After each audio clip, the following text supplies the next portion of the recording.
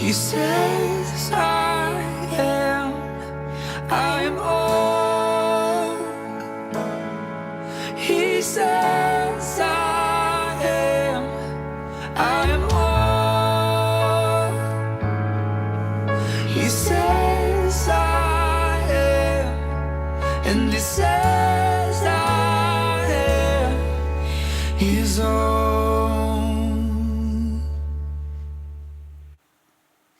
Well, good morning, Northview. How are we doing this morning? Good to see you. Happy Mother's Day to all of you moms out there. Happy Mother's Day to the moms watching online. We're so grateful that you're connected up with us. We hope today is a blessing to you. This is always a fun day. I want to say a special Mother's Day hello to my mom who's watching online. Love you, Mom. I'll call you after church is done here. But so grateful to be here today with you. Mother's Day, often one of the first thoughts that comes to my mind, maybe yours, are Mother's Day cards. Whenever Mother's Day is approaching, you start thinking about, oh yeah, I got to do the card thing. I've been trying to pass this on to my kids a little bit to remind them, hey guys, she's your mom, so you need to take a little bit of ownership in this moment. I need you to be thinking, what's the plan? What's the plan? And many times as you start coming into Thursday and Friday, they're giving you I don't have one. Let's get one. Let's get going, right? But there's always a card connected somewhere in this mix. So this year, I thought to lead off today, I would talk to you about the top 5 Mother's Day cards you do not send Mom, right? There's a lot of good ones. There's a lot of great ones. There are some definitely do not hit send, do not put in the mail type cards. And I've compiled, because these entertain me, the top 5 do not send Mom Mother's Day cards. If you look at the screen, I'll show you a first one. This one is from probably one of my children. I could see doing this one. So I guess this Mother's Day card is late. Looks like someone wasn't raised properly. Nice deflection where their failure becomes Mom's failure. Unfortunately, there are some of you moms who actually would wear pain when you receive this card because you would believe the lie that somehow that's true. It's not. That is your procrastinating kid who didn't get it in the mail in time. Let me show you the next one. I got you this card because it matches your hair. I think this one could be a card that might actually get sent this year because this year, or should I say last year, the pandemic revealed what color Mom's hair actually is. That was a fun moment in history that we're all just going to look back at and go, I remember when Lady's hair was half one color and half another color. And it wasn't just one or two, it was all of us. We were all that way. For the one time in my life, I was grateful to have no hair so that nothing changed in my getup during this time. I don't think this would go over very well at my house, but let me show you the next one. Mom, I love you loads. Speaking of loads, can you do my laundry? Yeah, this is too close to home. This is every single day at our house. All right, let me show you this next one. Mom, thanks for always checking up on me. And if you can look down on the phone, 24 missed calls from Mom. Man, she is just not going to back down. My mom just has, and I love you, but you have this special knack of calling at all the wrong times, all the time, in the middle of a meeting, in the middle of a moment that I can't really respond. And sometimes she'll just, pepper me. She knows now if I don't answer, it's because I can't answer. So I'll get you called back eventually. Hey, here's the next one. Happy Mother's Day. You may have failed miserably with my sister, but at least you got it spot on with me. This one I could see maybe actually getting sent, because somehow the one sending has this source of pride that they turned out perfect and they're thanking Mom for something. But I don't know if Mom would take it the next way. So that's the top 5. Now I did come across one more that I just thought this was a bonus. This would be a card from Jesus to Mary, maybe one that he would send his mother. Check this one out. So he's like, Mom, chill out. I'll be back in 3 days, okay? Right? I don't think that one went over so well with her. But hey, it's Mother's Day, so to all you moms, happy Mother's Day. We're kicking off a new series today called Fierce. And we're going to be looking in the Bible at stories of some women who had just fierce, incredible, bold, courageous faith. We're going to look into their lives. We're going to look into their stories. We're going to say, where do we learn from them? How do they stretch us in our faith? How do we take some of their story and bring it into ours, because that's part of why their stories are in the Bible, to inspire us and to help point us to our next steps in faith. We're going to look at the story of Hannah this morning. So if you have a Bible, open it up to 1 Samuel chapter 1. That's where we're going to be today. Hannah's story is a great Mother's Day story, but it's a layered, complex, and honestly a little bit awkward and gritty and painful of a story.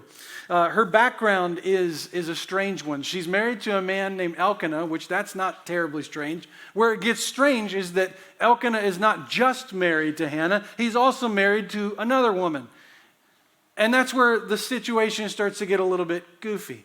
The Hebrew Mishnah records that the reason that the husband, not that this is a good reason, but the reason that he married again was because Hannah could not bear any children. And so it was not uncommon in that day for men to take another wife and to father children through her. That's exactly what happened in this situation. This story is like a lot of stories in the Bible. Messy. Not every detail in every single story that you find in the Bible is godly. However, you will find God working and moving in the midst of the mess and allowing his people to experience opportunities to step out of that and into something very, very healthy and whole. There was a rivalry that existed between Hannah and Peninnah. This is the other wife that her husband Elkanah had taken. And you can imagine this to be so. I mean, as if the situation isn't awkward enough. Now one has kids and is bearing kids, the other one isn't. And so this rivalry began to exist between them. There was a values proposition. There was who's more valuable, who's better, that undoubtedly was part of their situation and part of their reality. And there was no moment that was more challenging for them than the moment every year when as a family, they would go make a specific sacrifice, a special sacrifice at Shiloh. They would gather up together, it'd be a special meal together, and this just seemed to bring all this stuff to the surface. And I think it's against that backdrop that we hear the story of Hannah and we start to realize why this story's in the Bible. I would say a couple reasons. Maybe one from a big picture story and maybe one from down low. Or as author Randy Frazee said, there's an upper story and a lower story always going on when you read a Bible story. There is a big picture where God is doing something that's often unseen at the moment to those who are in the story. And then there's a lower story. And our lower stories are just our everyday normal stuff. It's paying bills, it's getting over colds, it's struggling in relationships, it's stubbing your toes and the things you say after you stub your toe. That's lower story, okay? But then there's this big picture, upper story that's always going on. God's always writing something on a grander scale than what we can see. So Hannah's story is twofold. Upper story, big picture perspective, Hannah is going to have a child named Samuel. And Samuel is going to be used by God to anoint David as king. He's part of the transition from a theocracy to a monarchy, where the people of Israel keep crying out for a king, and God keeps saying, well, why would you want a king when you have me as your king? And they go, no, we want to be like everybody else. And finally he says, okay. And so he anoints Saul and then eventually David as king. Samuel is the one who's involved in that whole thing. So Samuel plays a big part. You may remember that David is the king that follows. David becomes a man after God's own heart. David is promised that the throne would never leave his household. It's David's line that Jesus comes from, right? So in this big picture story, Hannah, this woman who's in this story, connects to that to the human connections to Jesus. On a lower level, lower story perspective, her story is an incredible example of a woman who becomes a great mother against all odds, who overcomes great, great difficulties to be a godly mother. She had great difficulties, no shortage of them for sure.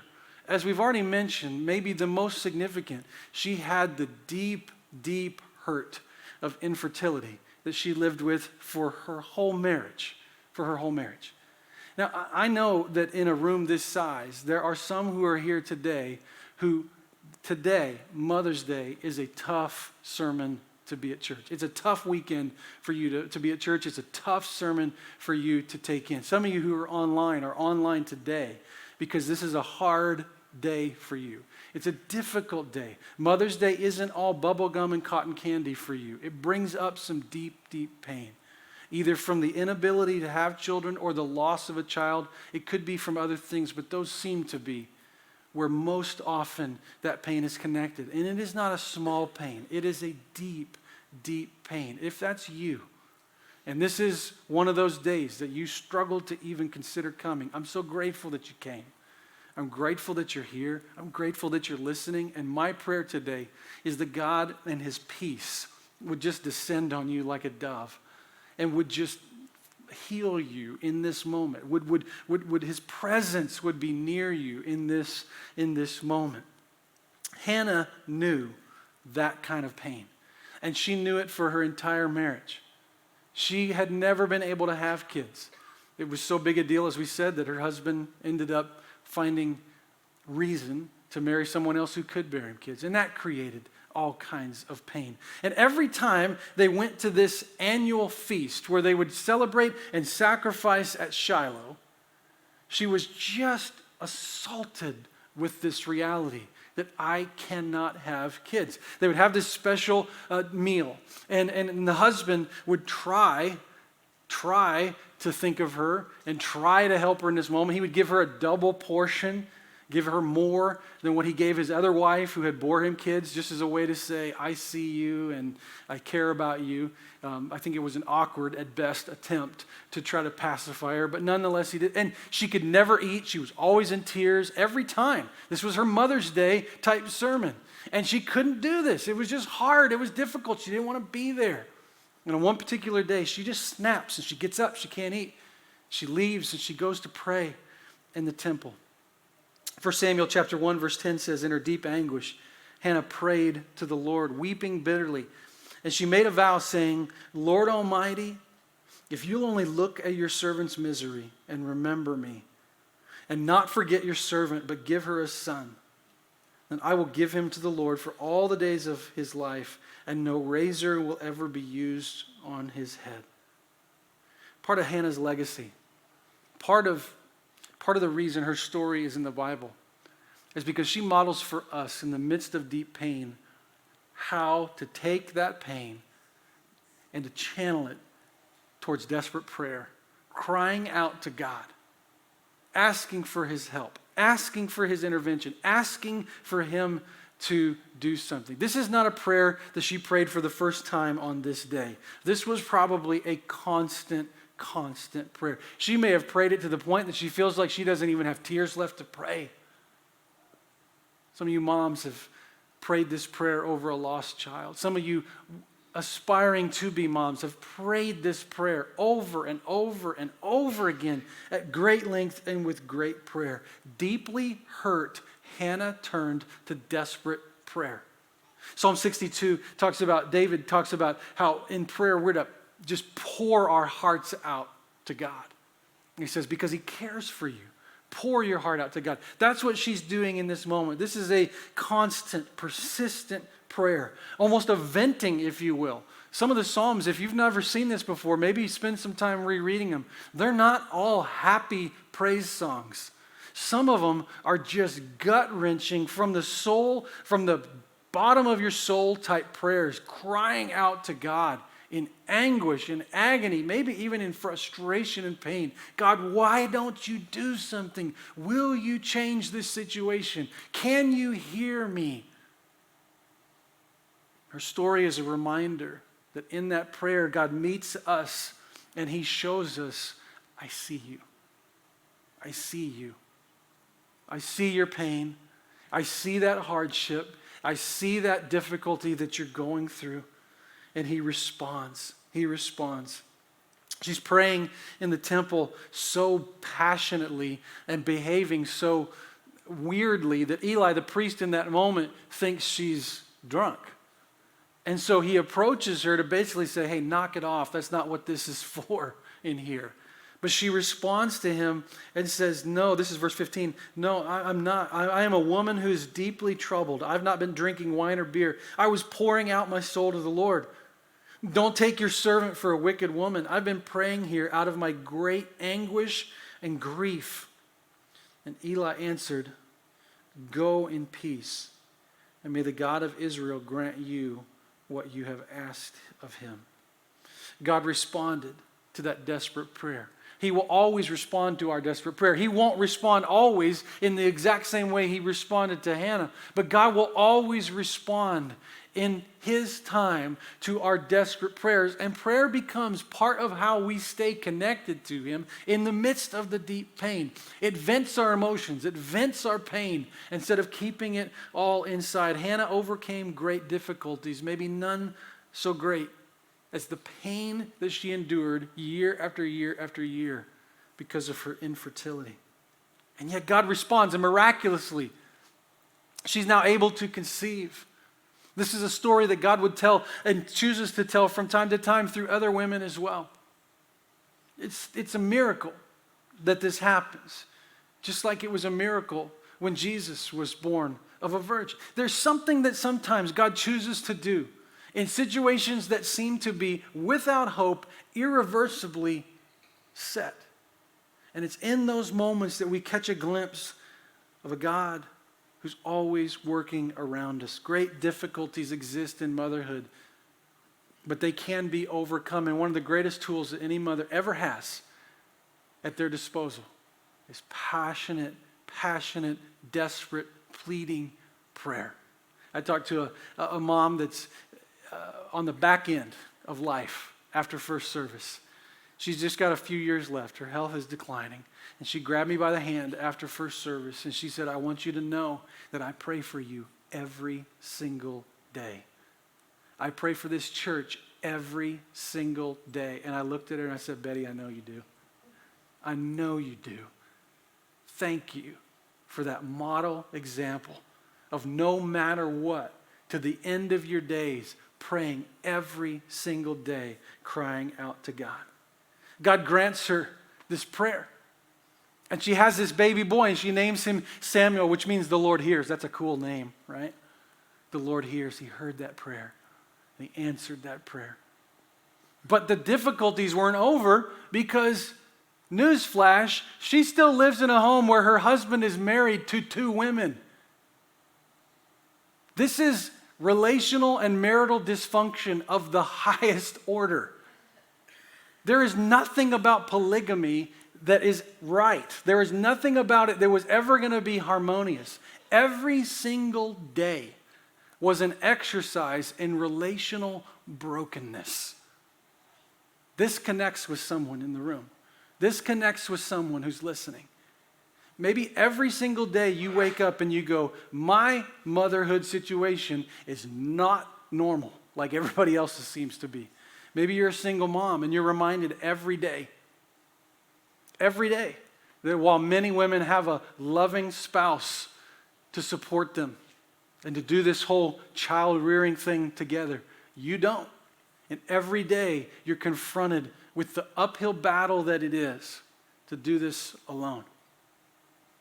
Listen, Hannah did not have a nuclear family, and she did not have a healthy home life. She did not have anything that was positive or a foundation that was helpful. And yet, though her home life was deeply dysfunctional, she was a model of faith and devotion.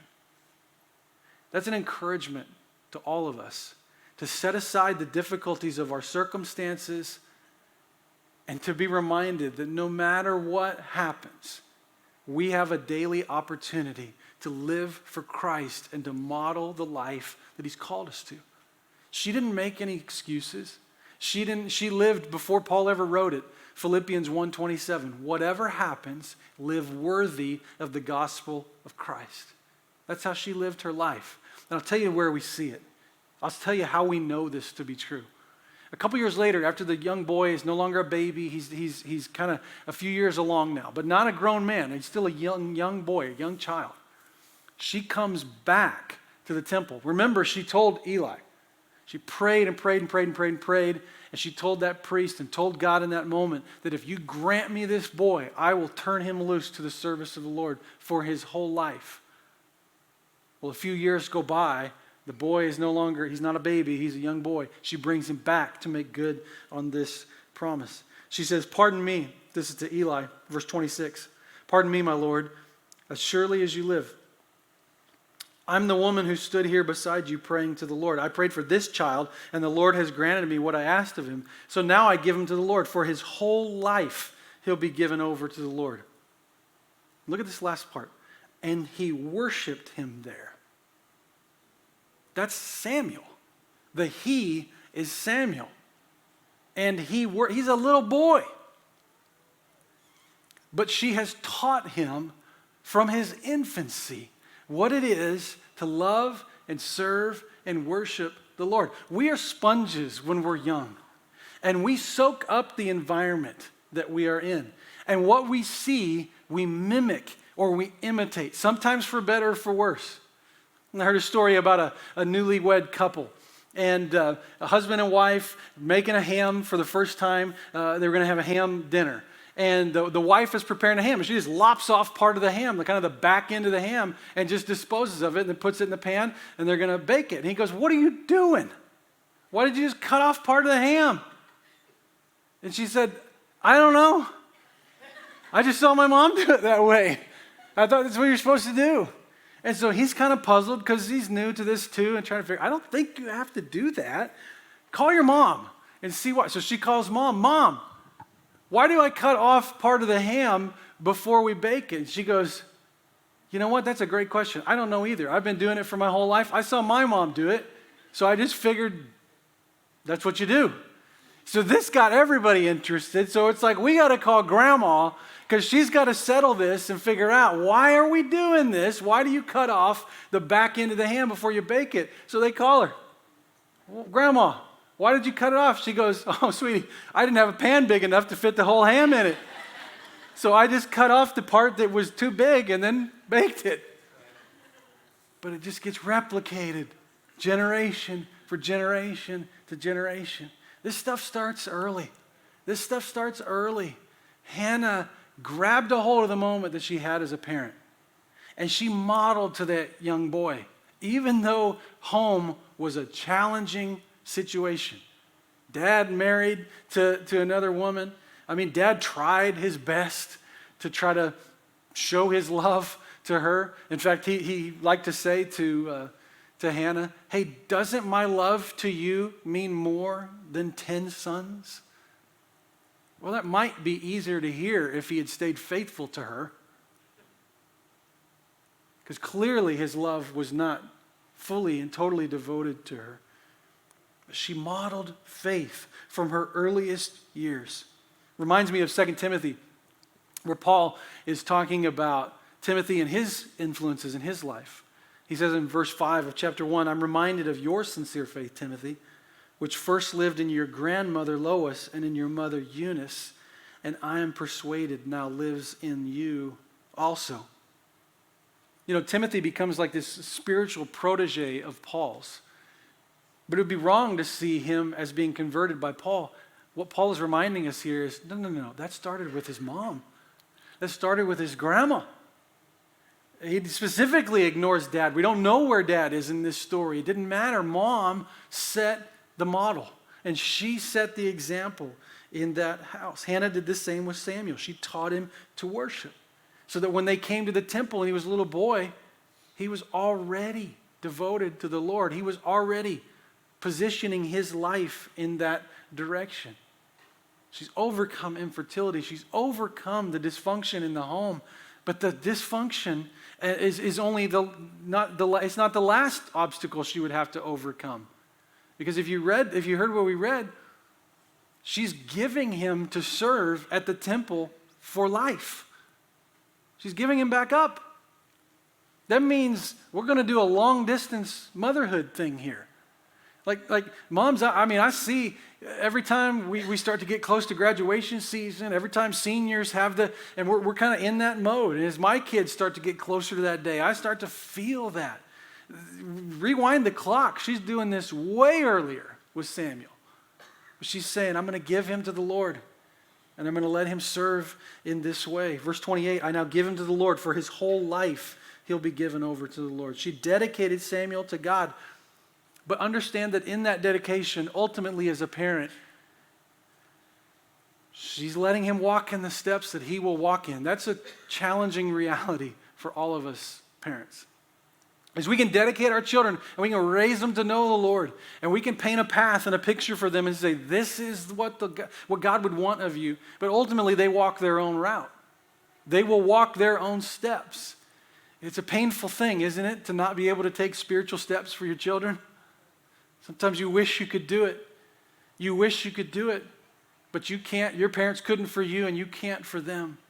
She could dedicate and point Samuel in this direction, but ultimately it would be Samuel's own decision to make. Samuel did walk in the way of the Lord. He was a godly man, not a perfect man, but a godly man.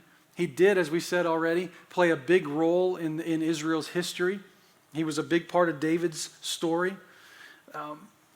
He didn't do a very good job as a dad, not near as good of a job as his mother did for him. His two boys were kind of wayward.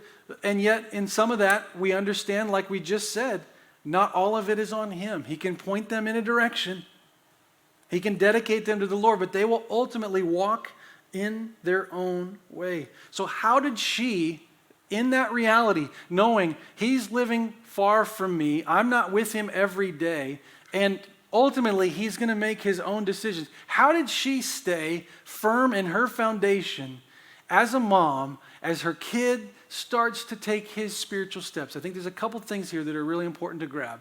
One, she rooted herself in her primary relationship, that being her relationship with God. This is a challenge in parenting where sometimes God and kids gets rotated. And we put our kids higher. It's not that we don't love them if we put them below God. But we can get this backwards where we're almost worshiping our kids and loving God rather than loving our kids and worshiping God. And we see in Hannah's example that her faith in God, not her love for Samuel, but her faith and love for God was really the foundation that she was built on. Verse 1 of chapter 2, Hannah has this prayer. We get a glimpse of this. We get to see her deep, deep gratitude where she says, my heart rejoices not in Samuel, my heart rejoices in the Lord. In the Lord, my horn is lifted high. My mouth boasts over my enemies, for I delight in your deliverance. There's no one holy like the Lord. There's no one beside you. There's no rock like our God. You can hear in that verse that her deep, deep delight, as much as she loves being a mother to Samuel, her deepest delight is in being a child of God. That's an encouragement to anyone struggling today. Your deepest delight as a human being will not come from a relationship with another human being. It can only come through a relationship with God's Son Jesus. That is your deepest and your most primary relationship. There is no better way to be a good parent than to make Jesus your primary relationship. There's no better way than to have a strong marriage than to make Jesus your primary relationship. It's just the way that this goes. Hannah did this, and God was her rock. Secondly, she never allowed the distance that she had from Samuel take away from her delight as a mom. She was his mother. And nothing was going to change that, whether she was with him every minute of every day. And it delighted her to know that he was serving the Lord in this way. She dedicated her life and rooted him on from a distance. Look at verse 19 of chapter 2. Each year, his mother made him a little robe and took it with him. She went up with her husband when she went up with her husband to offer the annual sacrifice. Eli would bless Elkanah and his wife, saying, May the Lord give you children by this woman to take the place of the one she prayed for and gave to the Lord. Then they would go home. And the Lord was gracious to Hannah.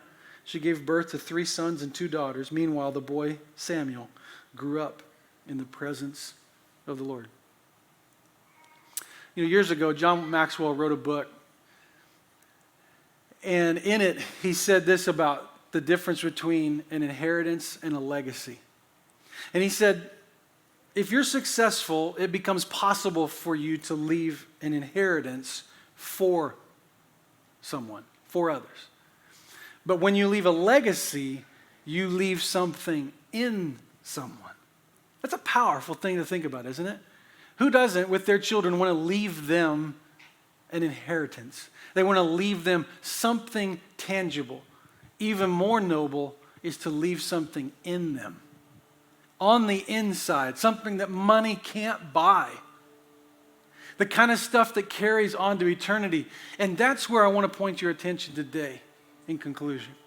Hannah left this kind of legacy with Samuel. Here's some things that he knew about faith from his mom. Number 1, when life gets tough, pray your guts out. When you are in pain and when you're going through hardship and when life is overwhelming and you can't see through the tears and nothing seems to be going right, pray your guts out because God is your Father. He loves you. He sees you. And in His time, He will respond.